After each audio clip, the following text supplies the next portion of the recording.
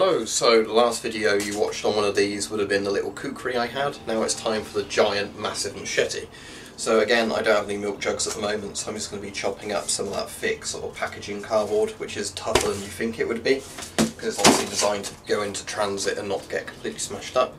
So it's got your typical big nylon sheath, so let's get that out of the sheath. So, here we go, nice big machete, wooden sort of riveted handle as usual. Just a big stainless steel blade. I'm trying to remember what the measurements were for this. I think it was something like a 21-inch blade, and then it's 27 inches overall with the full sort of thing. But as you can see, if I step back a bit, that is a nice big long machete. And the interesting thing with machetes as well is, as much as machetes are used in lots of sort of violence in the UK, criminal stuff, they are not restricted, unlike lots of swords and other stuff, because for whatever reason, I'm not saying we should restrict machetes, because again it's stopping people with completely innocent intentions from getting them, but it's one of those things where the politicians are treating a symptom and not the cause.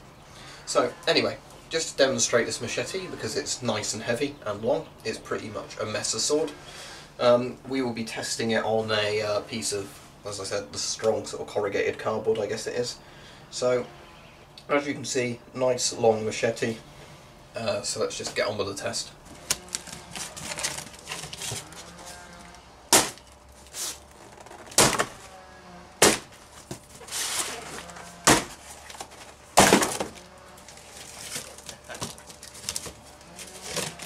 I have to be careful with my hand here.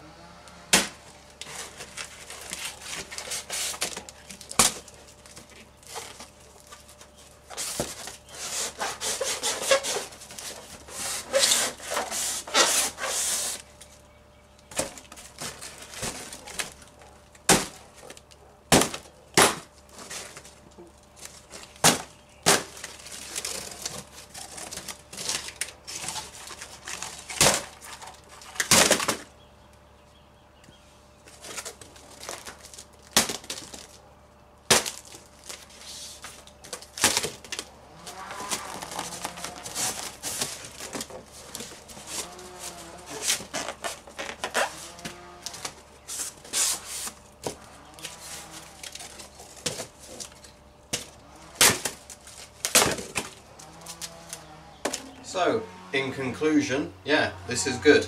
The cardboard I was chopping up, unfortunately, after the first couple of good hits, where it had crumpled so much, it was hard to actually hit into it properly because it kept just, getting bashed out the way rather than crumpling.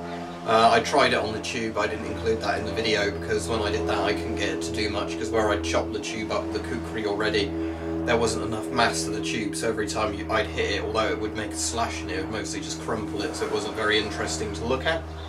But there we go. As I said, this is fairly hefty actually. You can feel it sort of on the shoulder muscles up there when you're actually chopping with it, and sort of the forearm there, because of the weight of the thing, especially at the end. Obviously, if you've not used a machete, you won't know that. But this is fairly thick stainless steel, and it's long. So with a machete, obviously, although the handle does counteract some of the weight of it, you have a lot more weight on the front end, like with some swords, like falchions.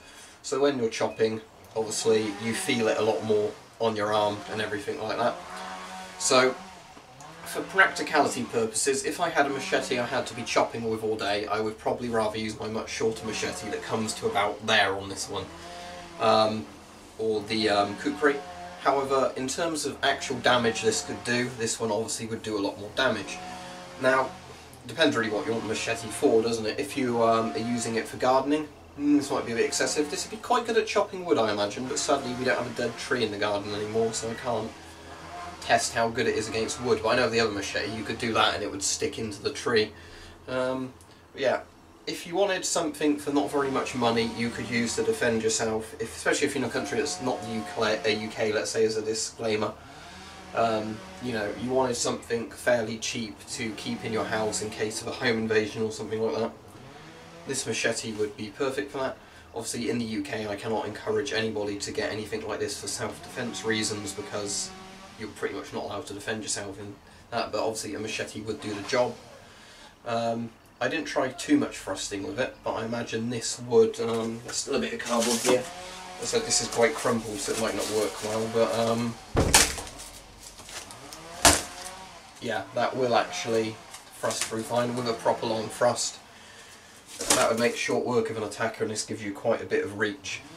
As said, it might not be the most practical size for swinging around in enclosed spaces like here or in the house, but for your actual gardening needs or chopping through vines or something, this should be fine. But I'd probably go for something a bit shorter personally.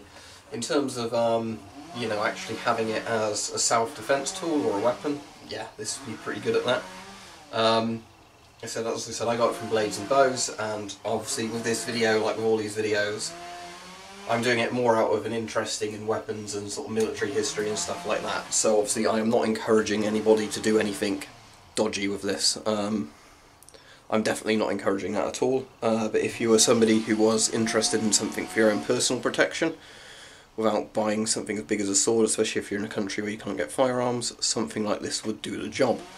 Now obviously, I have heard people say this stupid thing with machetes, that they are not effective at killing people or harming people, which is obviously completely false. If you have any idea of how a blade works, especially swords, a machete is not dissimilar. So machetes are very similar to falchions and messer swords, so you know, somebody swinging at this, you could actually hold this one two-handed as well with the size of the handle on it. So yeah, although I'd prefer to use it one-handed. Somebody swinging at you hard enough with this is going to cause a lot of damage. So take from that what you will. But yes, I think this was the PBK Machete from Blades and Bows. Very good.